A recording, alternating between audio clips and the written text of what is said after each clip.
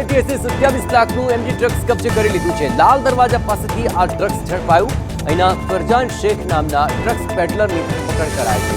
આરોપી અગાઉ 20 કિલો ચરસ સાથે ઝડપાઈ ચૂક્યો હતો। ડ્રગ્સ સપ્લાય સાથે સંડોવાયેલા અન્ય આરોપીની તપાસ હાથ ધરવામાં આવી છે।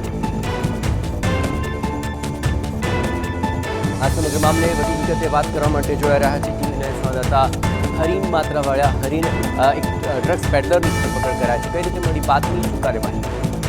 બિલકુલ, એટીએસને માહિતીના આધારે 27 લાખનું એમડી ડ્રગ્સ છે તેની સાથે એક ડ્રગ પેડલરની ધરપકડ કરી છે।